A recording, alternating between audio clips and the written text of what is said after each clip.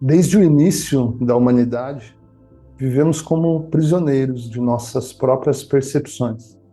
Platão, na sua alegoria da caverna, descreve pessoas acorrentadas desde o nascimento, vendo apenas sombras projetadas na parede, acreditando que aquilo é a realidade.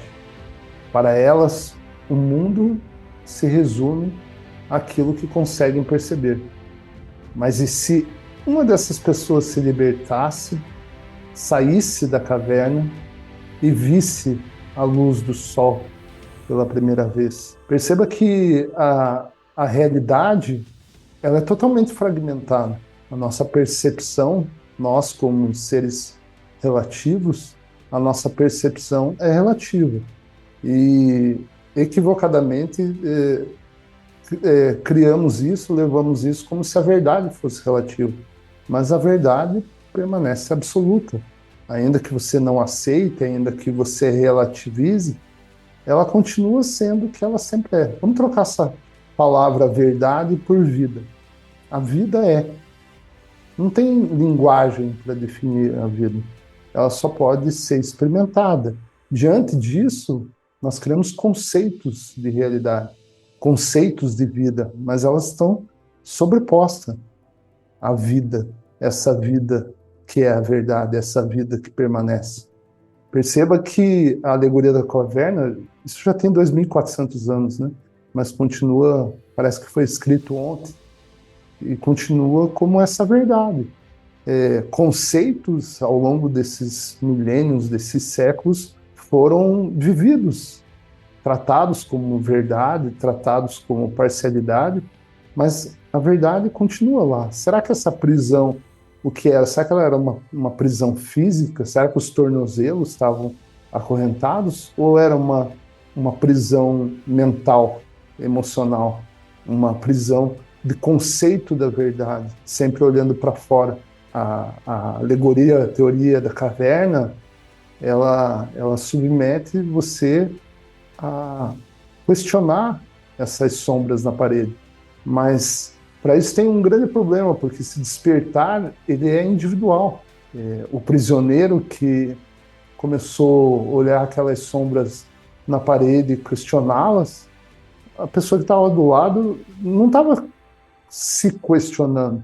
Portanto, o questionamento próprio dela não serviu para o outro, mas ela viu que aquilo era cíclico, que aquilo era rotineiro, que aquilo basicamente não mudava. As sombras mudavam,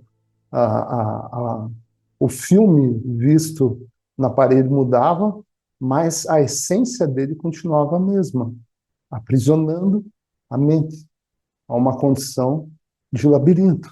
E aí, quando ele se levanta, né, a princípio, a luz cegaria seus olhos, o desconforto seria intenso, mas à medida que se acostumasse, perceberia que aquilo que antes considerava real era apenas uma ilusão. Mas para quem?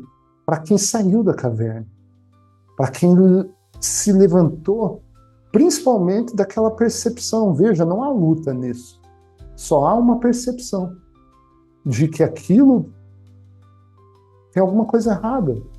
Essas experiências se repetindo ao longo da vida, mudando nomes, mudando lugares, mas basicamente o filme é o mesmo.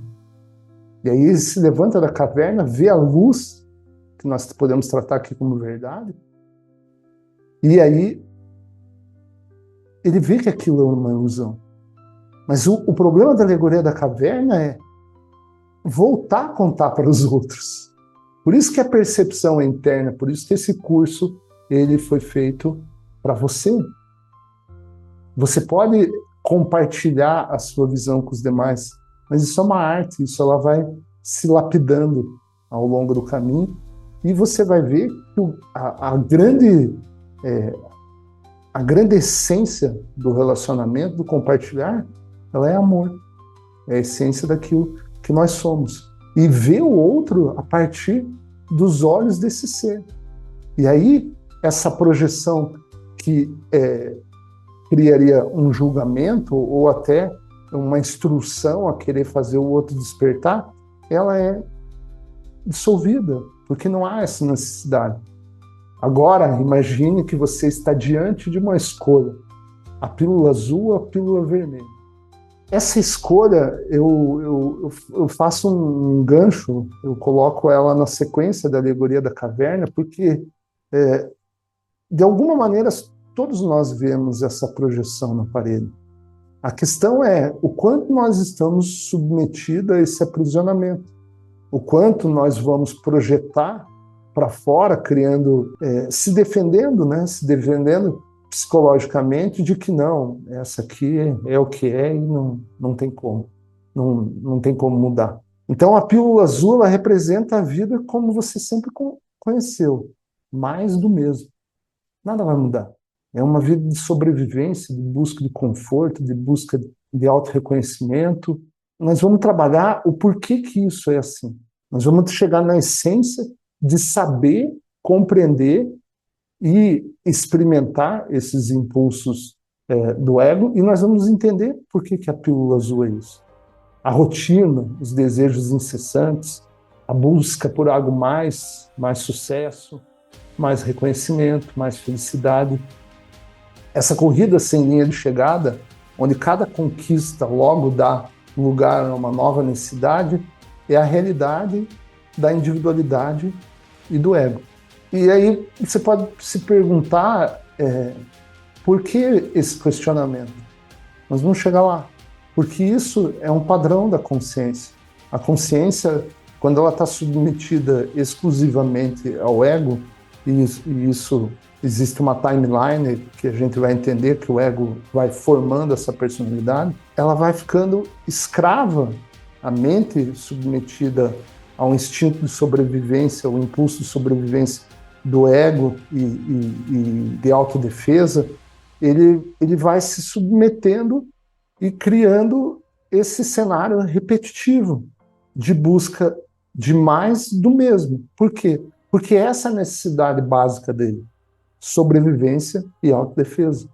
Por que ocorre isso? Porque o ego ele é um impulso que ele está sempre voltado para fora, é como se fosse uma lanterna. Ele não tem luz própria.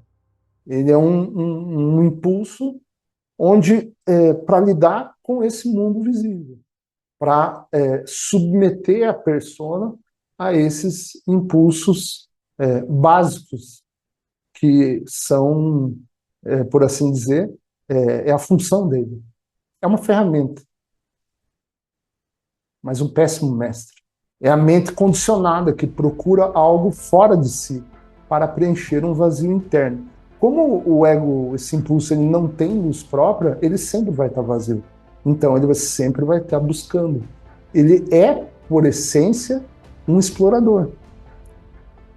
Esse impulso do ego, em todos os indivíduos, o que você tem que entender é que sem o ego não existe individualidade. Ocorre que no ser humano, por ele ter uma capacidade co-criadora, que muitos chamam de livre-arbítrio, o ego ele ganha, por assim dizer, uma identidade, que nós chamamos de persona. Esse nome que você carrega, toda a sua história que você carrega, toda a tua projeção do futuro, todos os seus planos limitados do ponto de vista da vida, né, são limitados, são pequenos, são efêmeros, são transitórios, são finitos, são egocêntricos. Sim, são egocêntricos. Em algum grau, essa cortina ela vai escurecendo essa personalidade. Um vazio que nunca é totalmente satisfeito. E assim a busca continua. Agora, a pílula vermelha seria a pílula que esse cara que está se movimentando ali nas sombras, que saiu, já teve percepções, vislumbres da luz verdadeira, da vida, que é totalmente interna, essa pílula vermelha representa isso. Só que a pílula vermelha, por outro lado, ela não traz conforto. Ela é desafiadora para si mesma. Ela revela uma verdade nua e crua. Uma verdade que não se submete aos desejos da mente. você sai daquele plano, você sai daquele conhecido para o desconhecido, você sai da rotina para o inédito. Então, para quem está aprisionado há muito tempo, essa prisão aparentemente parece confortável, porque não tem mudança. Nada ocorre diferente. Repito, é sempre mais do mesmo. Ela não é descartável porque isso é uma fase da experiência. Vai ficar mais claro nas analogias, nas metáforas que eu vou trazendo para você. A identidade que chamamos de eu, esse cara aqui, o Paulo, é só um senso de autoimagem projetado. Factualmente e essencialmente não existe. Existe uma consciência tentando se expressar e sendo bloqueada por esses impulsos do ego. Quando essa essência, que é aquilo que nós chamamos de alma, rompe, emerge, ela não retorna atrás. Einstein falava que uma consciência que se expande jamais retorna ao seu tamanho original. E poderia trocar tamanho por estado, né? Ao seu estado de conquista.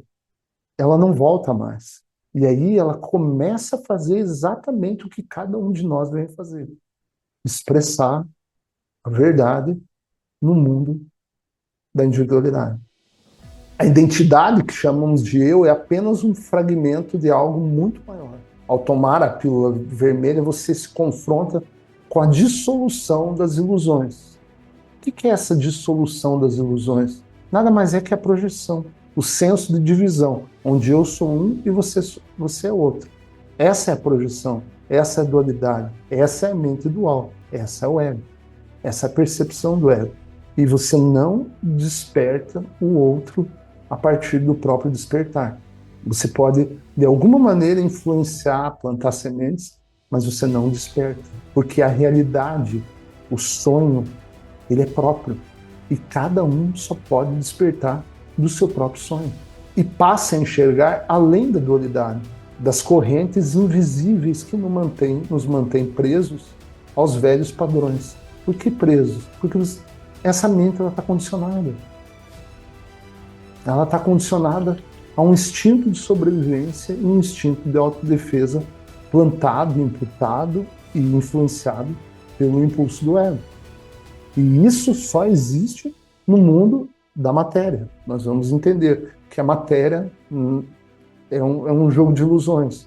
Em verdade, ela não existe. Mas vamos aos poucos. Escolher a pílula vermelha é o primeiro passo para um despertar profundo. Não é uma jornada fácil, mas é o caminho para a verdadeira liberdade. Você já deve ter visto no cinema, já deve ter visto no Evangelho de Jesus. Sempre a verdade é o que é. Quando o Morfeu fala lá no Matrix para o Neo, eu só te ofereço a verdade, ele já tinha entendido que aquilo não era a realidade. Senão ele não teria aceito.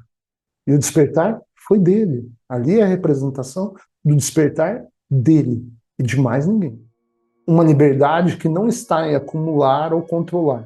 Depois de tanto tempo estudando, acessando essas obras inéditas, como as Cartas de Cristo e outras complementares que me fizeram entender mais ainda e vivenciar esse impulso do ego em mim mesmo, vivenciar e vivenciando, porque eu continuo dentro dessa dimensão da individualidade. Ego, se fosse para resumir em uma frase, é lógico que essencialmente não é isso, mas se fosse para resumir em uma frase, o que é ego? Ego é controle. Controle das situações, das pessoas, controle da minha própria vida. É esse plano que nós criamos para a nossa personalidade, mas não somos capazes de enxergar enquanto não chega o momento. Esse caminho exige autoconhecimento, disciplina e, sobretudo, a coragem de ver a vida como ela realmente é, sem os filtros que a mente cria.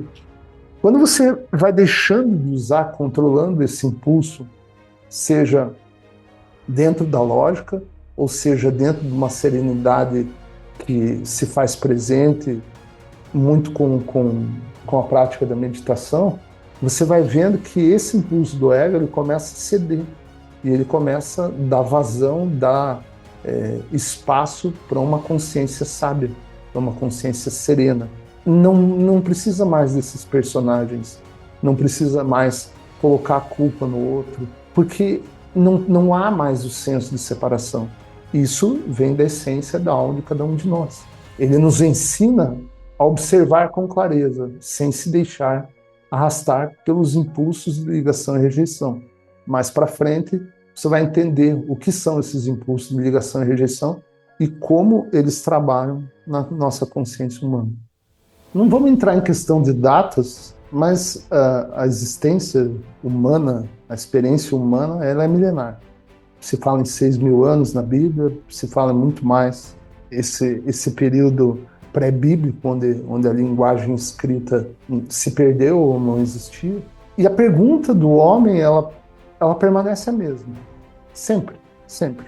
Ela pode ganhar roupagens diferentes ao longo dos anos, porque essa consciência humana, ainda que ela tenha essa influência do ego, que faz parte da existência, repito, sem o ego não existiria individualidade, portanto a experiência não aconteceria, a experiência individual, nós vamos chegar lá, o que é essa consciência divina, o que é essa consciência universal, que acontece na unicidade. Mas a pergunta do homem, do ser humano, sempre foi a mesma. O que é real? Eu trato aqui de homem comum, ou senso comum, ele não faz essas perguntas. Ele está exclusivamente rastejando no instinto de sobrevivência, se defendendo. E à medida que essa consciência vai galgando níveis de transcendência do ego, essas perguntas começam a fazer parte, começam a ser questionadas. O que é real? O mundo que percebo é a verdade ou uma ilusão criada pela mente e pelas crenças que herdei? Quando a pessoa começa a se questionar, ela começa a deixar um jeito egóico, um padrão limitante de ver a vida. Quem sou eu?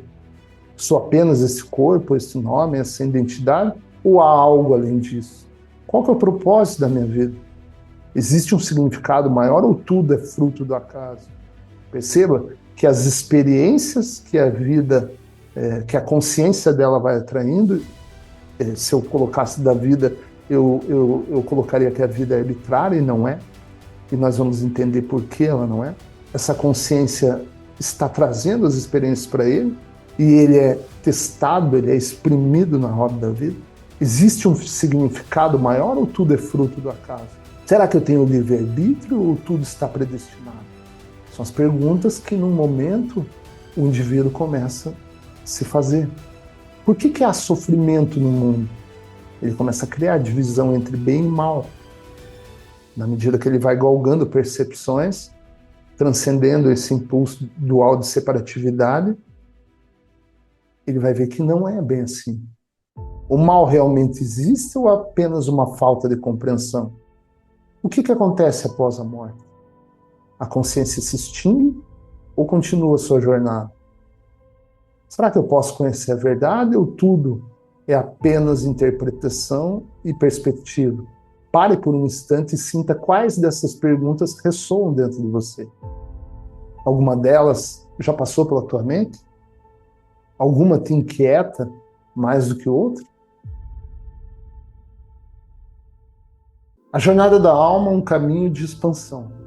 Esse curso não tem o objetivo de dar respostas prontas, mas sim de expandir sua percepção, ajudando você a enxergar além dos condicionamentos que limitam sua consciência. Ao longo desta jornada, vamos explorar essas questões sob uma nova ótica. Vamos olhar para a vida, a realidade e a alma com mais profundidade. O que eu estou tentando, através desse curso, fazer?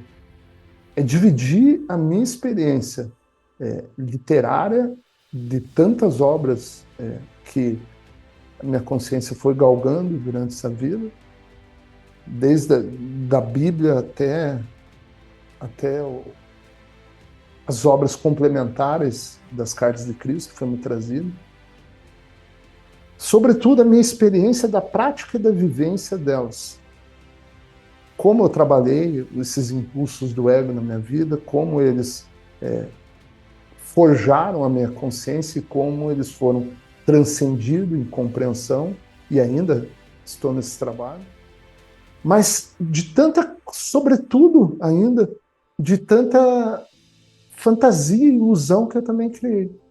E que essa parte eu gostaria muito de dividir, porque é uma linha tênue entre dessa mente dual, a alma emergindo, essa consciência da nossa identidade emergindo, e essas exigências autoimpostas do ego e dessa personalidade que se formou ao longo da vida e não recua um passo sem compreensão e sem conhecimento.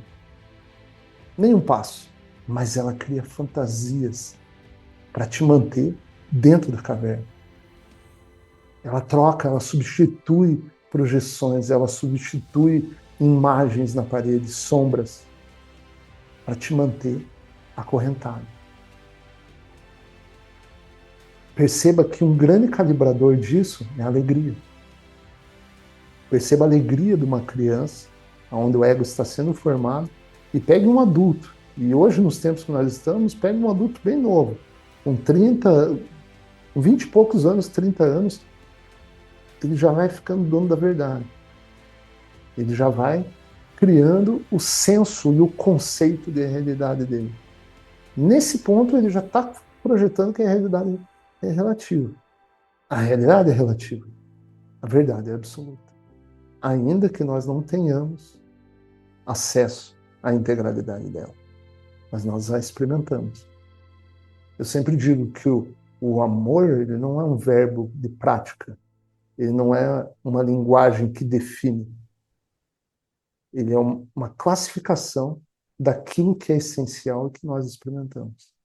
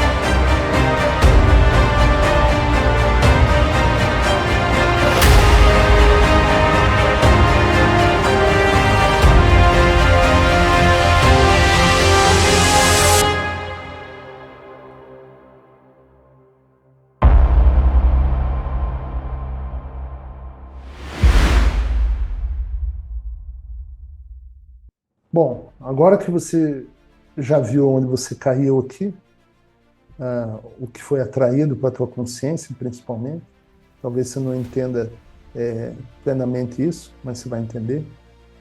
Você não caiu aqui, esse vídeo foi atraído para você. A jornada da alma é um convite para o nosso despertar, do teu e para o meu. Eu te convido agora a atravessar o espelho e enxergar a realidade além das ilusões. Seja bem-vindo ao Jornada da Alma. Meu nome é Paulo Porta. Agora que você escolheu esse caminho, precisamos compreender a estrutura invisível que governa nossas percepções e comportamentos. O subconsciente e inconsciente. Aos poucos, você vai entender que essas camadas mais profundas de consciência, existem tópicos do curso que são exclusivamente para isso, você vai ver que cada nível mais profundo é mais poderoso. E o inconsciente é o mais poderoso de todos. É como se você estivesse olhando um iceberg. A tua personalidade, a tua identidade terrena é somente a ponta do iceberg, é somente a parte visível. Mas tem algo muito mais profundo sob a água. Imagine que você está dentro de um vasto oceano, mas não percebe a profundidade das águas ao seu redor. Você navega na superfície, sentindo apenas as ondas, sem saber que nas profundezas há tesouros inexplorados, correntes invisíveis e mistérios aguardando serem revelados. Eu não falei que a verdade está sempre lá.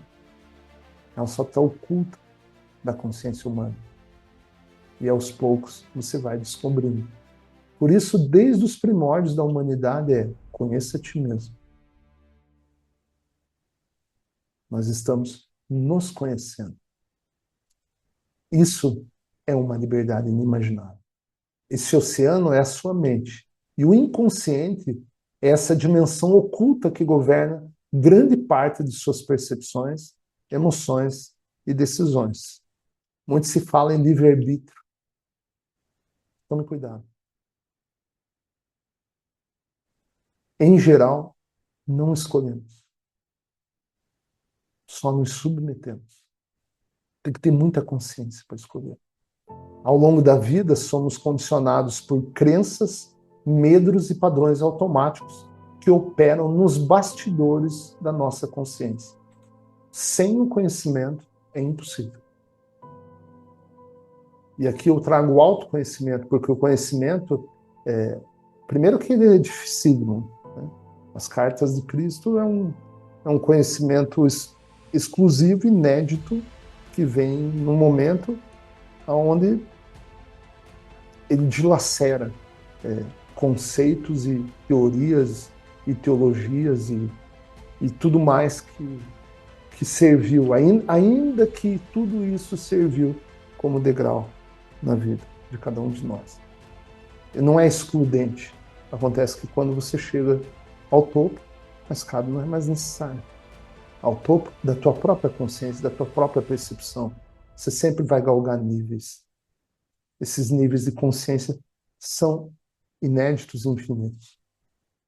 Muitas dessas influências vêm da programação do ego, que por medo e autoproteção obscurece nossa verdadeira essência divina. O inconsciente não é apenas um depósito de traumas e limitações, mas também uma fonte de sabedoria espiritual. Quando purificamos a mente e dissolvemos os bloqueios egóicos, conseguimos acessar essa sabedoria. Como que você vai purificar a mente a partir da própria programação errônea e equivocada do próprio ego? É isso que nós vamos entender. Se fosse feito dessa maneira, seria contraditório. Portanto, é impossível. Mas tem a maneira correta de fazer isso.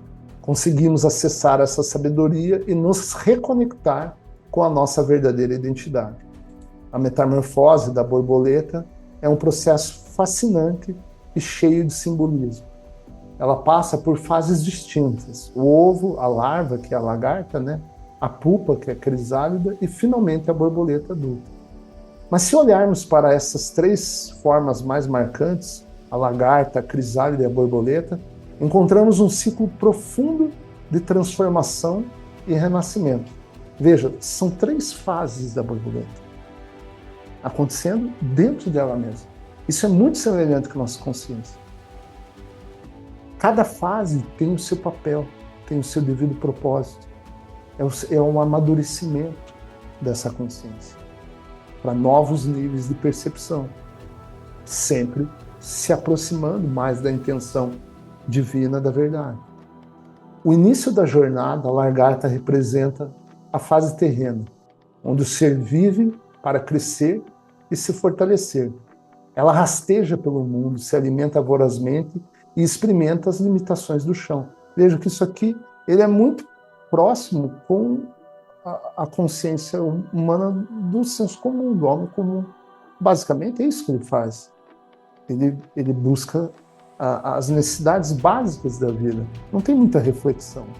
Não é momento ainda. Esse estágio simboliza o aprendizado, a adaptação e a necessidade de construir uma base sólida antes da grande transformação.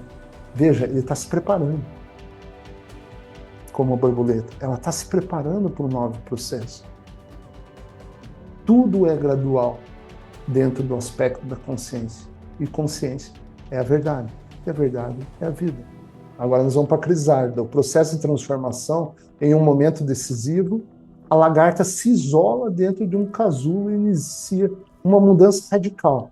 Perceba que quando você rompe com esses antigos conceitos, com essa antiga programação lá atrás, com os questionamentos que você está fazendo ali, você se fecha. É um processo como se você voltasse para uma caverna, mas não mais aquela caverna das tuas projeções, mas a percepção de questioná-las, de reconhecê-las, de que tudo aquilo que você viu era teu. Ali a gente tratou como algo coletivo, e ainda é, mas as projeções básicas são nossas. É assim que a gente tece a própria realidade. E essa realidade, sim, essa realidade é exclusiva. Suas estruturas antigas se dissolvem e um novo ser começa a se formar. Esse estágio representa o recolhimento, a morte do ego. Essa morte do ego é um pouco pesada, mas eu coloco ela aqui, porque muito se falou nela ao longo de milhares de anos. A morte de si mesmo, né?